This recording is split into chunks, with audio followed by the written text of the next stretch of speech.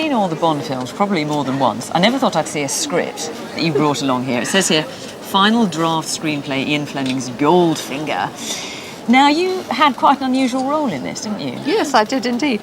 I coached Gert Frobe, who played Goldfinger. And you coached him because... And I coached him all the way through, because when he came over, he didn't speak much English. Because he was German? Because he was German. And I'm bilingual. I was born in Germany. That's another story. But so Guy Hamilton asked me, who's the director, to coach Gert Frobe. And help him deliver his lines. Exactly, that's exactly right. And now here's Goldfinger. Oh, now this is this famous scene, of course, where Bond is strapped. We all remember this. Bond is strapped down and the laser's coming up between his legs. Yeah. Remember that one? Yeah. Laser room night. Bond, stripped to the waist, is dimly visible as he revives and realises he is strapped down and spread-eagled. Who could forget that scene? That's a heck of a scene.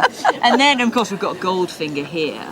And so you were helping him with his lines here. Well, this is the famous line. In fact, we went over this the night before we started filming it. And, he was sort of saying, Bond says, do you expect me to talk?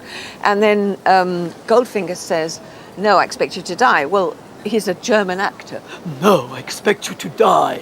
And I said, well, don't say it like that, just throw it away. No, Mr. Bond, I expect you to die. And then he says it like that in the film. And that's all down to you? Yes.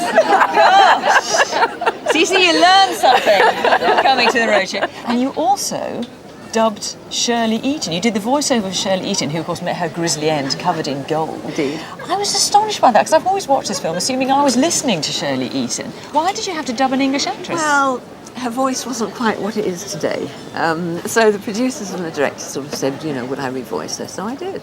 And did you voice other actresses in the James Bond series? I did all the early ones, every single one. Dr. No? I did Ursula Andress, and I did every single female apart from Miss Moneypenny and one of the Chinese girls. What, in that film? Yeah. I did an American accent, I did a French accent, I did every kind of accent under the sun. And what... Oh, I've got to hear... This is all news to me. So Ursula Andress, how did you do her? Well, they called it a mid-Atlantic, my dear. And her accent was what, quite a heavy... She was a heavy Swiss accent, quite a heavy Swiss accent. And that wasn't liked? No, it was... Well, the thing is that they wanted to send it over to the American market. Oh. And so they really wanted something which the Americans would be able to understand. Somebody said about the voice, and I didn't know this at the time, that the person, that Ursula Andress could be reading the telephone directory and it would sound so sexy. And I thought, that's the best compliment I've never had. Because that was you!